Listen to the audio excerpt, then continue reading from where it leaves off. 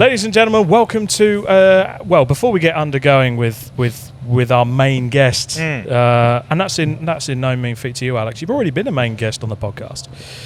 We bring you a swift update because we're in the Graves Motorsport awning. Sorry, I'm still adjust. With Alex Keynes, who's worried about his stand going a bit floppy. That happens later in life, mate. Don't worry.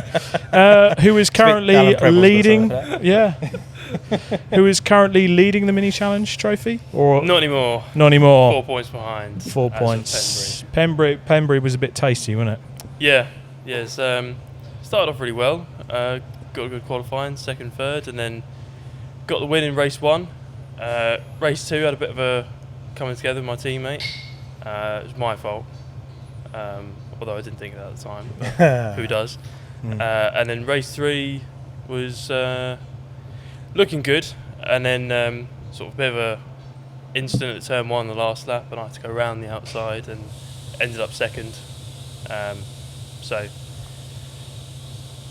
good weekend overall. Points. Just sort of one mishap in a race. Yeah. Now, by the time this is released, Thruxton would have happened, so we've got to do this in 2 ways. Really sorry about them races, mate. You'll get them points back. Well done, mate. 3 wins. Amazing. Just everyone else lapping everyone. Just unreal. Yeah. Really good race there, mate. Well done. It is hard to see his car, though, isn't it? I couldn't see it. Neither good race control. It's also nice as well. You've got your lovely partner here as well. Have you got any more rude stories? No, not currently. No. Not currently. No, more to come later in the year. He's explicitly been told not to mention anything. She's hiding away around the corner. I can't see a pen in sight, so I think we're safe. I mean, when you came to us in what was the old Sandown Motorsport Workshop. It was in the old building, yeah. In the winter as well. Yep. You were trying to prep to go racing. So obviously you didn't make Caymans or any. No. Or so straight away that target, get back to Cooper's and retake that title, right? Yeah. So sort of had something lined up, but then it all sort of fell through, and then it wasn't really until 3 weeks before round 1 that it then managed to come together for Cooper's. So Yeah. I think it's a story that a lot of people can relate to in motorsport. Yeah. But yeah, we're just lucky that we're able to get it together. Obviously, big thank you to Silver Lake on that one. So we come back. I sort of wanted to come back anyway to try and defend it. No one's done that in the past. I think it'd be quite cool, and I've never been able to run a number 1 before. Yeah. So we thought, absolutely go for it. How cool was that the first time I got number 1 in my car?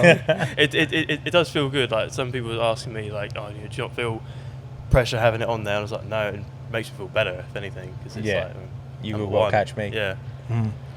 Yeah. So good. And plans towards the rest of the year? Obviously lapping everyone. Lots of race wins. More signing stuff. Yeah.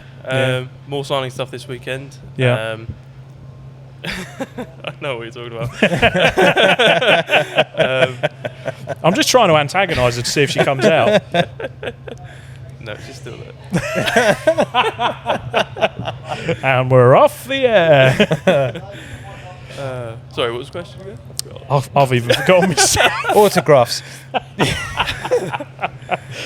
Have you signed many this weekend? Not this weekend, no. No. We'll do tomorrow definitely, and Sunday. Game plan for the rest of the year, because obviously we're not quite halfway through for you guys, are we? But this is sort of the middle round. So we'll you've got a hell of a teammate in Matt Luff, which is effectively your title rival. Westbourne are up there, X8 are up there, Race Car Consultants are up there. There are a lot of good drivers out there hunting you down. What's the game plan? Because you've always been used to chasing. You've not being chased before as the number 1 man. Yeah, as I think what I sort of worked on last year, just focusing on what I can do and just making sure I've got the belief in myself, and just keep doing that. And it's paid dividends so far this year. At times I've sort of let it slip. Sort of Snetterton had a poor result race 1, and then sort of trying to chase back the rest of the weekend, and gave myself too many track limit penalties in the end. But I think just keep that mentality up, and we'll be there come the last round. It's all about being there the last round anyway. So fantastic. Yeah. Well, we've got to have you back on the podcast later in the year, right? You do know that when you win it again. Yeah, and his hair will be down to his shoulders by then. Yeah. It'd be the same length as mine, wouldn't it? Yeah. Yeah. Just flowy and golden, not ratty like yours. Wow. Got some style to mine, yeah. Wow. Yeah. What is it? He is the wild haggis. It's getting that way. Yeah. We actually do have a question sent in from a Mr. D Graves. Actually, if you were to be an animal, what would you be? Can I say something else other than wild haggis? Go on. Probably like a cat. All right, I'm not one of them bald ones like he's got. No. You got a sun cream. You got a sun cream Sun up. cream See, it up. it's like you've got kids. Just but they scratch you. Mine don't scratch. They're good kitties. They are. Get sphinxes, honestly, they're eventually awesome. They'll scratch. No, eventually, only if you piss them off. They're all right. A bit like the kids, really. Yeah, basically. So we'll go with that, and then I'll just cut with whatever. So you're either going to beat everyone by a lap, or unfortunately it's going to fall apart a bit. I hope it's been in every race, yeah. But no, I can't imagine, because I know over the winter, I know you were quite. It's always that anxiety over the winter of trying to get a program together, let alone on something like this with this background. But it's good to see you back, mate. Yeah. Cheers, thank you. Don't forget your gift as well. Oh yes, with good gift. The 3D printed driver. Oh. Every guest gets one now. So there we go. Where do I put him? He doesn't really Put it on a PC. Put it anywhere. Yeah, put him on your monitor. Yeah. Yeah. looks like a racing driver taking a poo. Anyway, on that, it's time for our main guest. Ladies and gentlemen, welcome back to the Driving Talk podcast, and I would like to present to you Max Coates is back. Welcome back, dude. Hello. He is Nice back. to be back. Max Coates is back. Now, I'm going to get this awkward bit out the way first. The last time we spoke on the podcast, I made you cry. Oh, yeah. That's why I've not been back on for a year and a half. I can't say it won't happen again. That, and you've been really, really, really busy doing... Like, you've gone from Caymans to 911s, like... Yeah. Yeah, it's pretty awesome. Where do we start? What's been going on, dude? Yeah, well, I mean, where do we start? I guess where do you want it to go? I mean, what's been happening recently is this into Porsche Carrera Cup, and it's been pretty awesome, to be honest. So, what came off, the back of the times that we were chatting about when I was, perhaps a bit emotional, has kind of spawned into this. So as much as sort of losing the championship in 24, yeah. 24 by just a point, it was pretty hard to take. You are the Sterling Moss of club racing, aren't you? Well, it's never won a championship, but it's like so close every always time. there all the time. There was a time when I was doing Clio's and I sent the media guy a message and I said, I think I've lost this championship by like 300ths or something like that. And he's like, right, how do you figure that? And I was like, well, I needed 3 points to have won it. And I had a dead heat to the line with somebody, and I think I was like a photo finish, but you got a point for leading a lap. Yeah. And I missed two fastest laps in the season by like less than a tenth of a second. So combined all three together, I was less than a tenth off being champion. And what kind of added insult to injury was the two fastest laps I'd lost, I'd towed the other person round to the fastest lap. So I was like, oh man, like it sucks. But that's the difference in championships over the course of the year sometimes. I apologise with having to kind of go back to what was quite a dark moment for you. Was there at any point where you sat there and thought, right, I'm done? Not in Porsches, I don't think. No, I've as much as that was quite hard. No, not whilst racing Porsches. Maybe whilst racing Minis. I think I just maybe got a little bit disillusioned with it. We put a lot of work and effort into doing this. and I really enjoy these 8 weekends a year and the test days that we do, and it is absolutely amazing.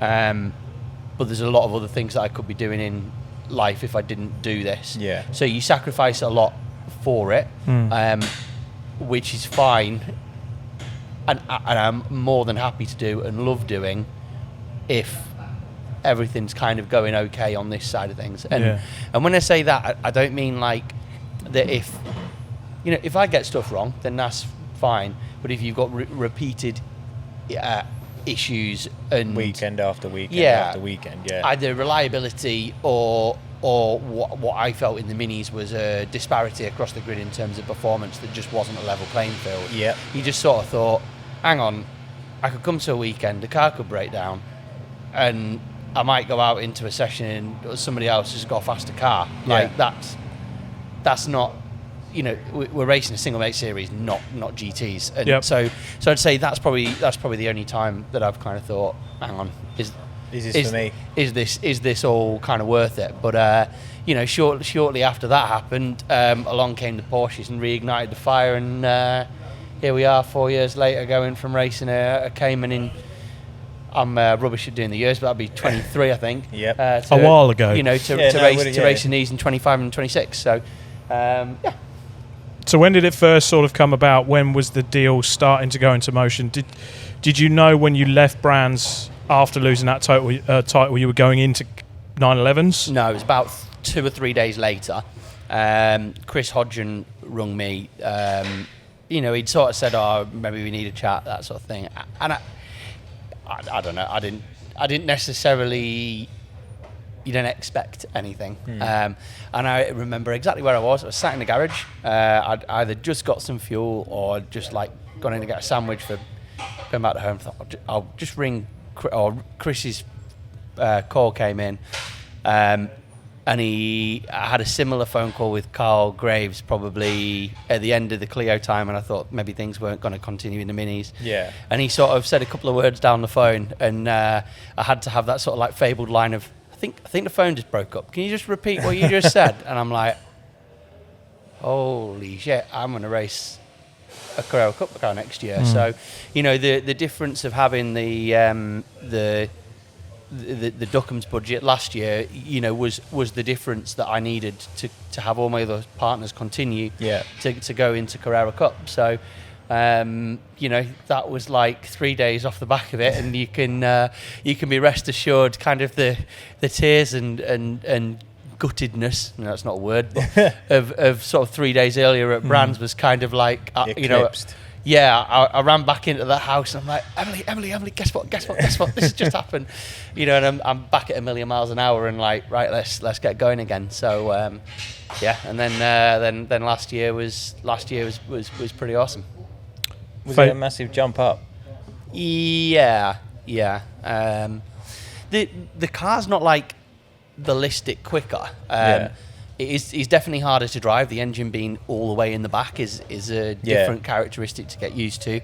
I think when I joined, there was a lot of talk of this car hasn't got ABS. Yeah. And there's a couple of reasons that it's harder in a Carrera Cup car versus a Clio or a Mini or a Cayman.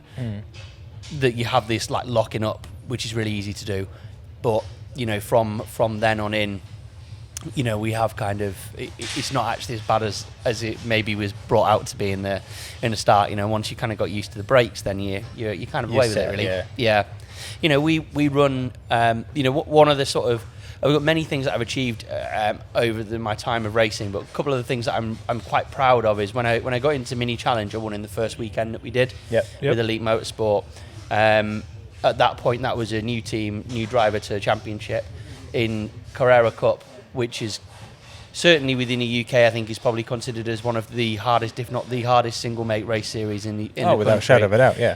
And myself and Graves Motorsport were now a second outing in a Carrera Cup car, and yes, we had some fantastic support from Duckham's Yuasa Racing, but I certainly wasn't the best funded driver on the grid. So had a bit of luck in a reverse grid race and all that sort of thing. You kind of got to put yourself there and make your own luck. And I genuinely felt like I was in that group of being one of the fast guys that weekend. So, the sort of ability to get around a car and switch it on quite quickly is something that I'm quite proud of being able to do. And speaking of Emily, actually, you kind of did a big thing there since we probably last had you on here, which is you got married. Yeah, so that was at the back end of last year. So, yeah, I had another emotional moment, I guess, during my wedding when somebody said, like, you've got married, raised and won in Carrera Cup, like, it's like, yeah, 25's been like pretty cool year, and sort of went into 2026 thinking, can it actually get better? And yeah, there's some stuff going on in personal life that probably means that it is, and the racing's still going in this, and I'm loving it. So things are still pretty awesome in 26, to be honest. Bit of a change from the Duckham's livery. Obviously, they made other plans, and but you just managed to get the support together to get out for the first half this year.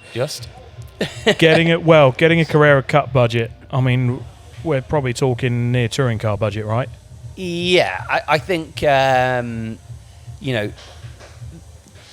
race one of these cars, if you go to any team up and down the paddock, pretty much everybody will tell you the budget for this starts with a 3. Yeah. And by that I don't mean £3. It's like 300 grand ish. Yeah.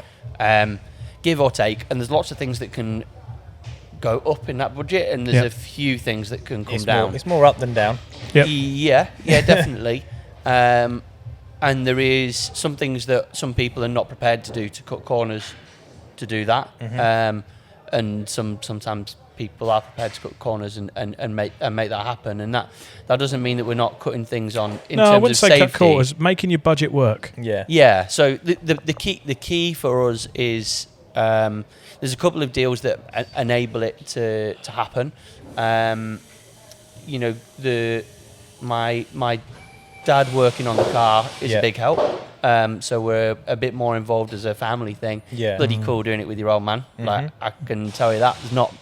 I don't think there's many drivers who've still got their dad as their number one mechanic. Who has retired by this point, hasn't he? Yeah.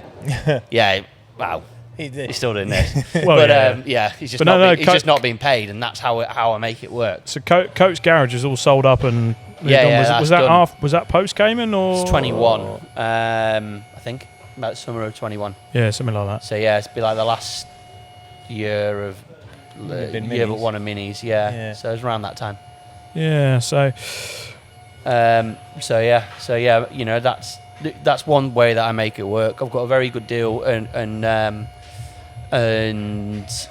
partnership with Emmett Plant that allow me to have the car and get a very good price in terms of my rental. And the other is that I just simply don't use as many sets of tyres as everybody else. Yeah, you've said that before, isn't it? The tyres is what's, as we've discussed, tyres is what's the most expensive part of the motorsport weekend is your tyre bill. Yeah. So if you can make the set last an extra session, you're just eking that out. 100%. It does pose difficulties. Yeah. So I want to say the budget last year for tyres was about 80 grand. I knew you'd do that. So the 2 grand a set, so it's 40 sets of tyres. Wow. So when you look at ish, plus that, fortunately, everything runs in this as a proper business. Yep. We claim the VAT back, so I don't need to necessarily look at the VAT element of it in too big a way. But it's still around that kind of value. Yeah. So, to do a Carrera Cup season, you are allowed 3 sets of tyres at every race meeting. Yep. So 3 times 8, need to do that real quick, 24. Plus there's 2 sets at the this year they basically said that the 2 sets that you got in addition at round 1, so 5 sets at round 1, 3 at every other, were old, but everybody just ran a new set of tyres on the media day for a lap and then they went in. So it's 26 sets of tyres for your racing, and then you've got 4 So last year, I think we did like 5 or 6 additional test days, and we had a set of tyres at every test. Okay. So that was like 31, 32 sets of tyres times $2,000, 60k. So slightly out. This year, the plan was 2 sets of tyres at every race meeting, including the first where everybody else is running 5. Yeah. So Just limit yourself again. yeah. Yeah. And then on all of the test days, no new tyres. Apart, I had 3 kind of like bogey sets of tyres, if you like, that we then had a discussion of, right, where do we use these? Are we better to use these in race weekend? But it means that on the test days, we're like on Really old roll. on really old stuff.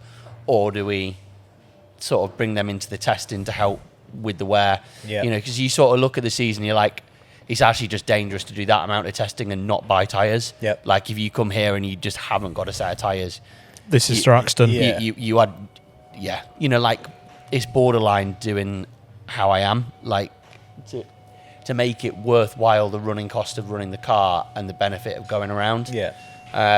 And I think what people, so as a quick overview, first round everybody's got 5 sets of tyres. Next 2 rounds that we've had, everybody else has got 3 sets of tyres. Yeah. So far the rest of the grid in race trim has done 11 sets of tyres. Yeah. The first round I did 2, the second round I did 2, and the third round I had a sponsor come on board and bought me a set of tyres. Right. For that round and this round.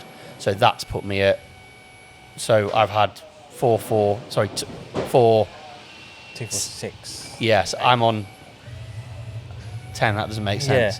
What are you on? They must be like 14. Yeah. So, like after the first, I think at Snetterton, there were some guys that done more sets of tyres in testing than I'd had in the season up to that point. Good Lord. You know, and like Donington, the deal was done so late. My first run on a new tyre was in qualifying. Okay. So it's like, you know, Ooh, stuff we've like got that. There's lap time. Yeah, you know, and like somebody afterwards, like I can't remember who it was. Might have been somebody like Mike Epps or something. Was like, well, you went into quali like it was the first time you'd run a set of new, and I'm like, yeah. He's like, in Carrera Cup, and I'm like, yeah. He's like, fair play. And I was like, I hadn't really thought about it until I was like, that's actually quite Just got to make it quite work. a You don't ballsy think about thing it. to just like jump in and rock up at this level and crack on and do it. But that's kind of where we're at. But you've been making your budget work for all these years, no matter whether it was Clio's, Minis, Caymans, and now 911. Forever. You've probably kind of got used to it, haven't you? Yeah, kind of.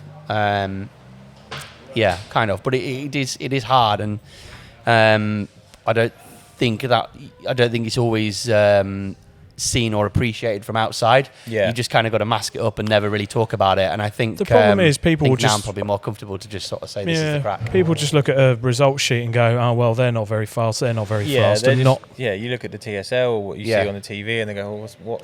So like I'm 10th today. It doesn't look very good. No. Yeah. You know, like there's pro-ams who like where I was last year who were quicker than me. Yeah. And there's, you know, you go back to the test day that we did here, I was slower than some of the AM drivers. Mm-hmm. It doesn't look very good. No.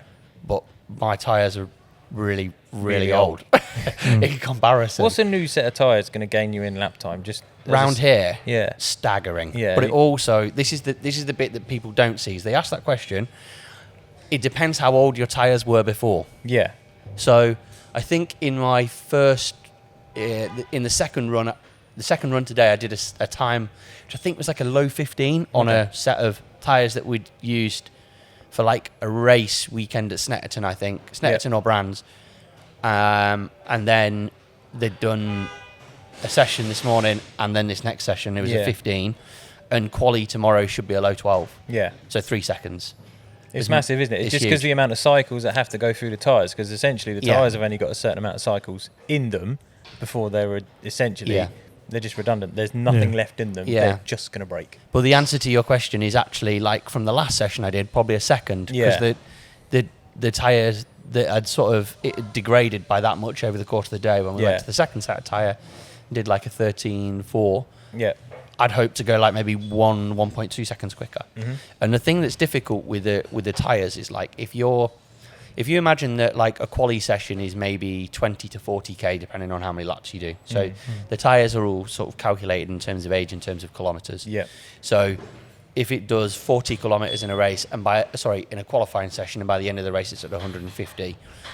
In effect, what you're saying is them 3 new sets of tyres that you have in a race weekend means that you will never drive on a tyre that's outside of the window of 150k. Yeah.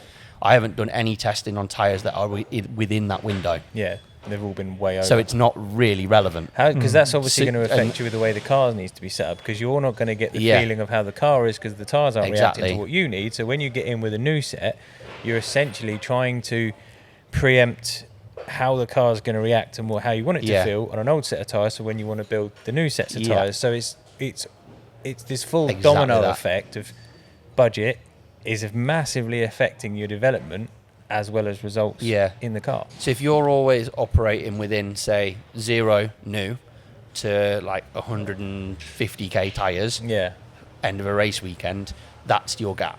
yeah, I'm going between here and here. yeah, And then sometimes I'll go from qualifying between here and have to go to here. yeah. And you need to go like, So your playing field's massive. yeah. But sometimes I might miss the window and go a little bit here. And sometimes I might miss it and go a little bit here. And sometimes I get it about bang yeah. on. But, you know, if you've come here and done the pre-event test and done 3 sets of new tyre runs, Yeah, as some people will have done, then you're always operating within this window. Yep. So your aim to swing and hit when you're operating in there is a lot better than if you're operating and trying to wang in from over here. Yeah. So that's kind of what I'm trying to deal with. So sometimes it looks mint, sometimes it looks terrible, and you've kind of just got to roll with the punches and go with what it is. And I think as long as I know the crack, the team know the crack, and I don't beat myself up when I'm maybe down at the bottom of the timesheet, then, you know, we're all right. yeah, You're certainly coming across with the right. I know why I'm near the bottom of the timesheet. That's Yeah. not me. That's just the circumstances. Deal with it. Get on with it. Yeah. So you're just carrying that mentality forward. Yeah. Away from 9/11 stuff, there's loads. I mean, Croft. So you're business development manager at Croft. Yeah. Signature track days as well. So what's going on with there? What's going on? So I do a day a week at Croft. Hmm. One of the hard things of racing in something like Carrera Cup is, 1, yes, you need to get a budget. 2, you are away for 8 weekends a year, Mm-hmm. which is generally a Thursday and a Friday that you're away. yeah. It's easily a 4-day weekend, isn't it? It is, especially from North Yorkshire.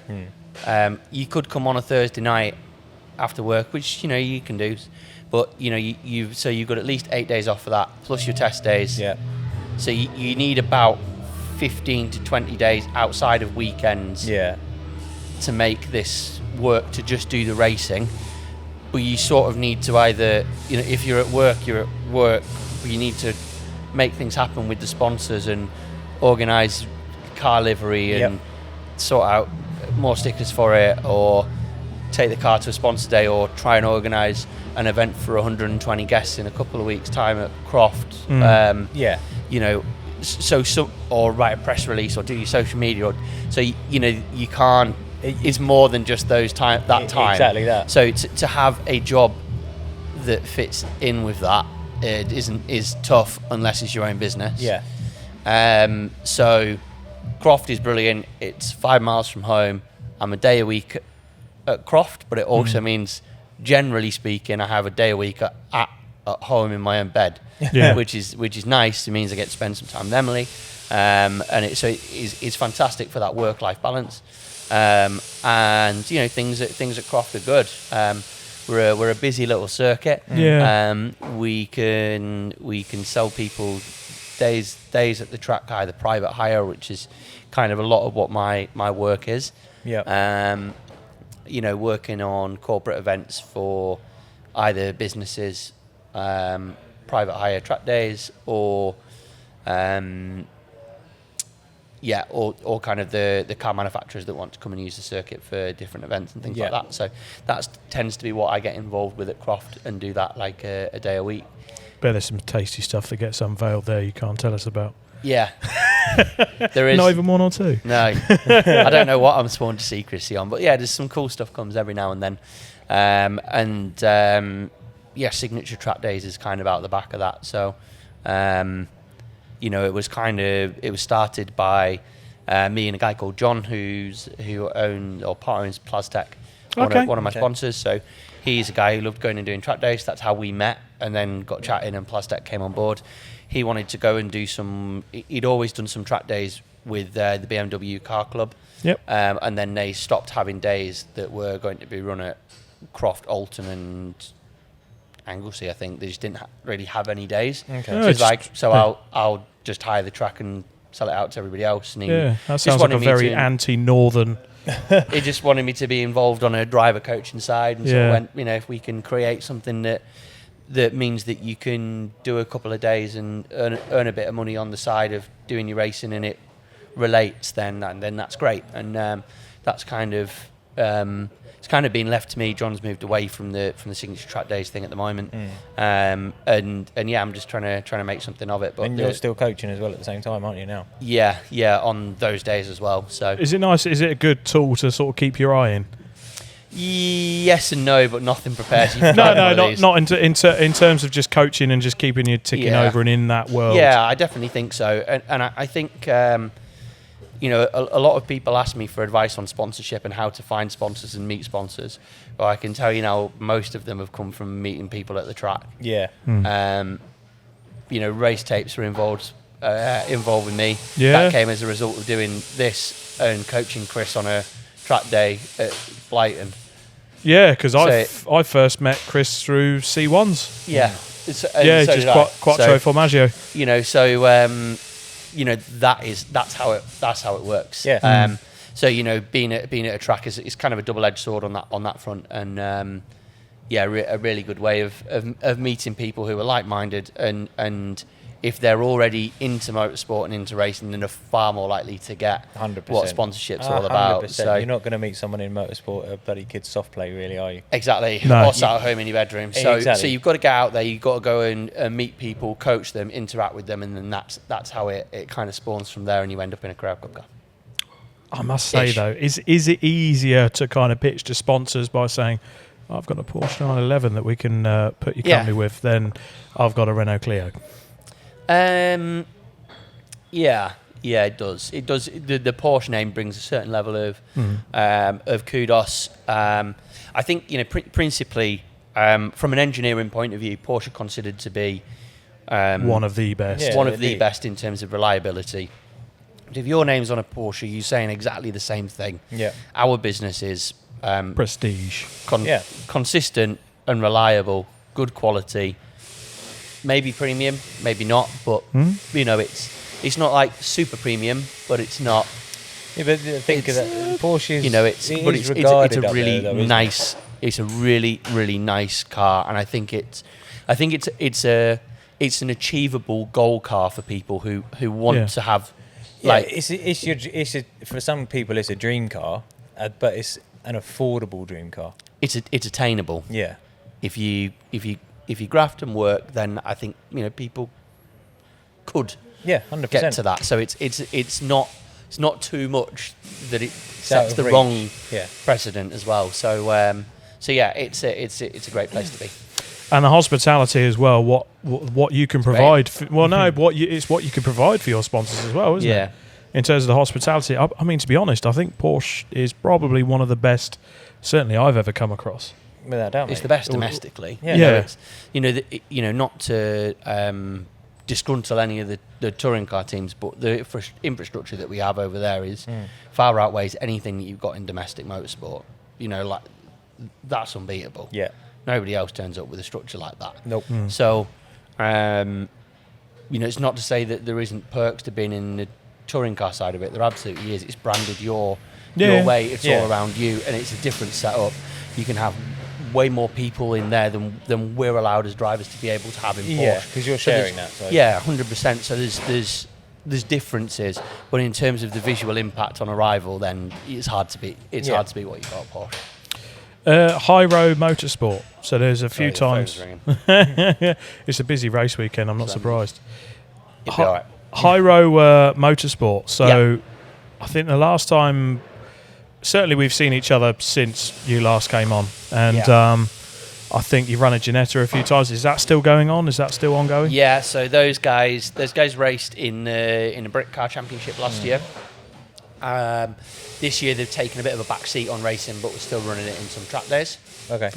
And I think they'll probably come back to doing some racing maybe later this year, with a view to coming back and doing some racing next year. They just sort of wanted to go and try a few different things and assess where they were rather than jumping into something massive. back into Brit Car again this year. They just wanted to sort of have a bit of a step back, see what's about, and then go again for next year. So that's what we're in the process of doing on a Hyro Motorsport side, racing wise. We've still got 4 Renault Clio Cup cars within the team currently. So we've got the two race cars that we won the Brit Car Trophy Championship with in 2024. Yeah. I think the other thing that I said in that interview, the last one we did, was the real kick. Not a real kicker. I wanted to win a championship. That's one thing I've always wanted to do. But that would have, if I'd won the championship that year, I don't know many people that have won a championship as a driver, team manager, and a driver coach all in the same year. So I'd have done it as Hyro. We won Brit Car Trophy Championship in the Clios, which is a very competitive class. Yep. We won the Mark 7 class in the Fiesta Juniors with Finn Leslie. You as a did, driver yes. coach in 2010. Yes. And obviously I was a point away from winning Porsche Sprint Challenge, or 2 points, I guess. But so like that would have been, I feel like quite the statement to be able to have done all 3 of those things in a year. So Yeah. but yeah, Hyro Motorsport, we still have the Ginetta, we still have some Clios. I'm not quite sure what we'll do with the race Clios at the moment. And then I have 2 corporate day Clios, which we're just trying to get running perfectly before we get them out on rental. But then they'll be available for rent on track days if people just want to come and drive them. But it was kind of the Hyro Motorsport kind of started by mistake. So end of 2019, I wanted to buy my old race car. Rishi Sunak delivered out some nice bounce back loans, which just happened to be about the right price for what I needed for buying a Renault Clio. So circumstances came around that I bought that car, and it wasn't that sounds like a bit of an irresponsible thing to go and do. But the reason that I'd done that is people always want to have a passenger lap in a race car, and you cannot do it in season. No. Because you don't want to run that round the track in the middle of the year, taking a load of people for passenger laps, and then have it break the next race weekend. So I always wanted a tool and a car to be able to do that. And the Clio is quick enough, racy enough, but sensible enough cost to run. Yep. Especially with the experience that we had and the spares that we'd amassed, that I could more or less run that. It was the puzzle piece that fitted. Yeah. So I bought that, then ended up having somebody want to go racing in it. So then we went racing, that was great, but then I couldn't really use it for the intended purpose originally. So then we got quite good at the racing as a team, and then somebody else wanted to come and race with us, so we bought another Renault Clio Cup car to go racing with, but I still couldn't do the original thing that I planned to do in the first place. Yeah. So I bought another 2, and then that's It's the memes you get with Gru looking at it. We buy a race car, and then we buy another race car. Yeah. And I'm like, I've got 4 Clios. How has this happened? So they are a bit different. The corporate ones are better for that kind of thing. And they've been the Clios that we've run in Brit Cars to Hyro Motorsport have been a fantastic thing to do and be involved with. So it's amazing that you used your bounce back loan to then start a business and make that work. Yeah. When you could have just done what most people did and go and buy a jet ski. Well, yeah. Yeah. I mean, lots of people give the government a load of flack for different things, but without that bounce back loan, I couldn't have started that, and that has genuinely turned into a business and helped and allowed me to continue. Bounce back. Yeah. Exactly what it was designed for. Bounce back. So credit where it's due. That bounce back loan has been perfect. So it's been good. Fantastic. I must say you're a lot more happier and bouncier than when I last spoke to you. So you've got your mojo back. You have. Yeah. There's another bit to the business as well. Go on. So I've got Hyro Marketing. So Hyro Marketing, Hyro Motorsport, Croft a day a week, signature track days, and racing this, plus coaching. Yeah. So that's pretty much me. The Hyro Marketing side is relatively busy as well. So predominantly we're looking after Elite Motorsports social media. Okay. Yeah. But they are racing GT3s, GT4s, GB4, GB3. I think it would probably be easier to say what they're not racing. Yeah, it's basically every weekend, and there's a few where they're racing in 2 or 3 different countries with sometimes multiple classes at different places. So Sometimes I'm managing that on the same race weekend as when I'm racing. Sometimes it's away from that. Yeah. But yeah, between Croft, Signature, High Row, Elite stuff, racing this, I'm quite busy. I'm sure there's something I've missed, but yeah, it's pretty busy. I mean, because social media now has got to be one of the biggest, most important tools that any driver probably or the team biggest that marketing have. tool. Yeah. Because that's where you put yourself out there. It's not just what you do on the race weekends. It's what you're doing in the week leading up. Yeah. Over the course of the race weekends, it's just how you Yeah. find the time is. We're trying to do more and more of it. So I think for I don't know whether this is going on across the right tangent the way you wanted this to go, but so what some people may not know is I did a sports marketing degree. Yes. So what was that? Basically finished A levels and was like, I don't want to go to uni, so I had to have my gap year.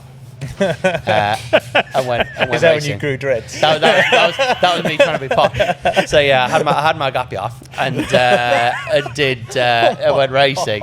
I think that might have been 2012ish. So I was doing Genetta G50s, G55s around then. Jesus, that just saying G50s kind of Yeah, old school. dates it, yeah. So yeah, did that. Didn't end up quite working out. Needed to go to uni. Ended up loving it. It was brilliant. But yeah, did sports marketing degree, and that was kind of, I think, gives me a little bit more background in the marketing world. Yeah. Than a lot of other people who are in the racing industry. Bloody handy. But I suppose even from when you were doing your degree back then, 2012, so Yeah. Facebook was relatively still a new toy to play with. Yeah, it was. Instagram. It was relatively new. TikTok didn't exist. Have you got a TikTok? Yeah. Ah, dear. We I have. have a TikTok. We have a TikTok. Yeah. Yeah, the I- podcast has a TikTok. I can't have a TikTok. No. I can't say I use TikTok all that much, but No. yeah, it's horses for courses. Isn't it? Yeah. To be fair, it's either full of podcasts, funny dances, or drama. Yeah. Yeah, That's my it. daughter's on it. She does every day. She steals my missus' phone and is doing funny. I get messages going, "Your daughter's TikTok's hilarious." I was like, What's she doing on there? just she puts on a fake American accents and talks about her day, and it's just. I thought you said about her dad. Yeah, literally, That'd have been more worrying. literally. I think we're going to get hit with a hammer. Yeah, David Graves has just come in and pointed a hammer at me. It's not a proper hammer; it's a soft one. Oh, it's a soft hammer. That's No, fine. that's a hard hammer. No, so just to set the scene, obviously, Max's car's here, prepared beautifully. Jacob Toft's car's here, prepared beautifully. Sid They're broke his. beating the shit out of Sid Smith's cars over here at the moment. I think Sid's has done more car shows in the last in the summer break than cars that go to car shows. So Yeah. he's done quite a few. So the car's hardly been back at Graves' workshop by the sounds of it. So he wasn't supposed to go and do any practice starts at any of these car shows. Come on. Yeah. But the problem is they don't have that many starts on No, them I think Dave was before it saying you'll needs get a new 15 or 1800 grand, 1800 quid clutch. So, like when we're talking about trying to stretch the budget, I'm bloody careful when I lift the clutch up. So if you I do get- go I to a get show and annoyed someone's if- like, do a burnout, you're like, nope. No, Yes. Not I might a start, chance. and then when they're cold, you can light them up a bit, but that might do a drive shaft, so I don't want to do it. Like, you just have to be thinking about it and sensible. Like, when people are walking around the paddock and they don't get out your way, and you're like, Just please move. I'm not nearly running you over because But it burns the I clutch want up. to, but I don't want to press the clutch. Yeah. Yeah, it burns the clutch up. Yeah, and I know you're sat there thinking I'm racing a Porsche and I've got loads of money, but I really don't. And if I could manage to make not put a clutch in, then that would be good. Yeah. No, I get it. 100%. I get it. I mean, I try. I'm at Doesn't the always other end. work. I do that and race a Ford. Yeah. I mean, racing one of these, yeah, I can imagine. There is one person through all of this, Yeah. since we last spoke, there has been one person that's been consistent in your life. You've put a ring on it. Talk a bit Keep about playing with it. yeah, Emily. Yeah, she's mega a big supporter of what I do. I think having that home and that life balance between going racing isn't always an easy thing. she's very supportive of me going racing. So the wedding was bloody awesome. We had a fantastic Stag do looked fun as well. Stag do was a lot of fun. There's loads of funny stuff that happens on stag do in there. But I've never really done a lads' holiday. So like in terms of sacrifice, I'd never really done a lads' holiday. I suppose. Maybe race weekends are sort of a bit of like mini lads' holidays, really, aren't they? And I've been on a few holidays with some of my uni mates. I guess they might be, and maybe some ski trip. Anyway, so maybe I have done a sort of lads' holiday. But anyway, in your gap year, the gap year. That wasn't full of holidays. That was full of working and trying to make it all happen. But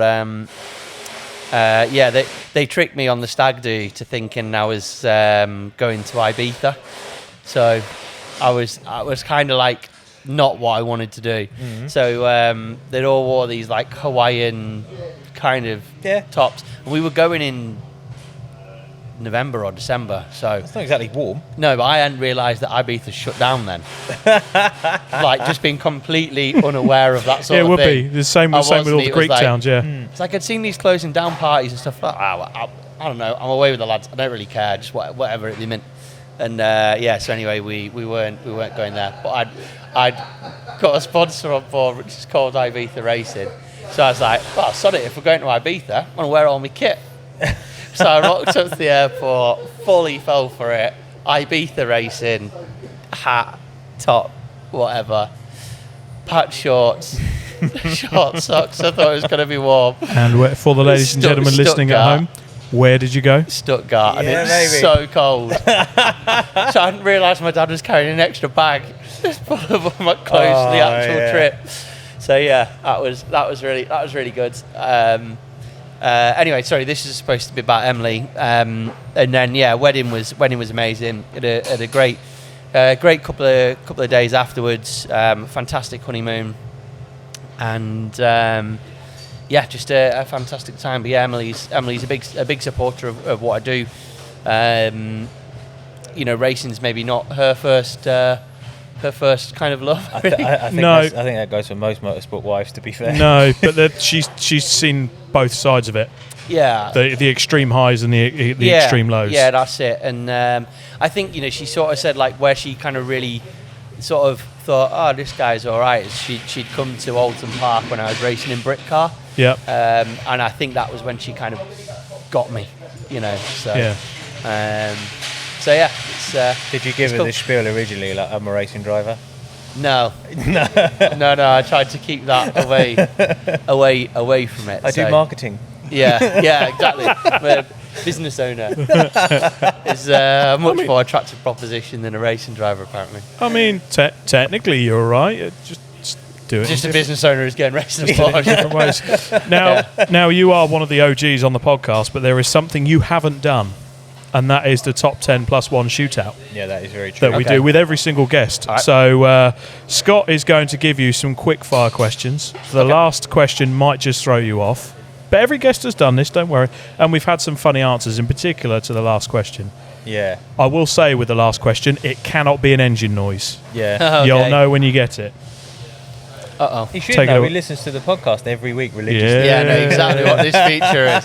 Take it away, Scott. Red sauce, brown sauce. Red. Tea or coffee? Coffee. Movies or books? Movies. Race weekend or boys weekend? Race weekend. Text or voice note? The lads might crucify me for that. Text. Good lad. If you could have someone narrate your life for the rest of your life, who would that person be? Yeah, well, that's not a quick fire question. Narrate the rest of your life? What do you mean? Like, just if someone was in the background narrating what you were up to. Max is doing a podcast. Max looks confused. I don't know. David Attenborough. We haven't had that yet. That's actually. a good one. Yeah. That's a good one. Not for any motorsporty reason, but just wouldn't he be the best person to narrate anything? And ever? here is the lower level technician. He is rolling out on some very old tyres. These are so prehistoric, they may have been from before the dinosaurs. Yeah, he sounds good. Like anyway, most of sorry. the stuff made by Pirelli. One lap shootout. What track versus who, and what car? Carrera Cup car, Croft, anyone? Oh, that's confident, isn't it? Love it. I'll go let Ash know. No probs. Wet race or dry race? Wet. Manual or paddle shift?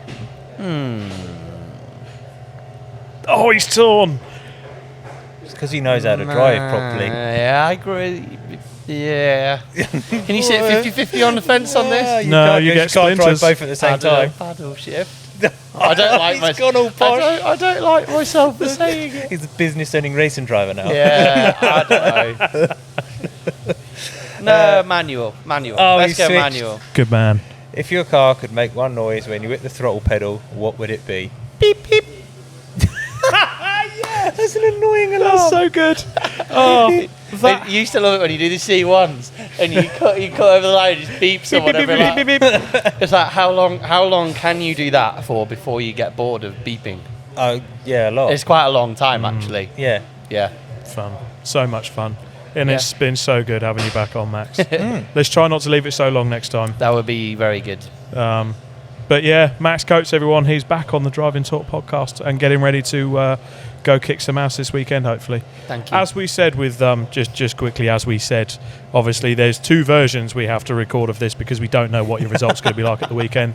Shame about the results, Max, but you'll come back Okay, later. Just don't do that one. Must be the tyres. Must be the tyres. Or, bloody hell, you lapped everyone. Yeah.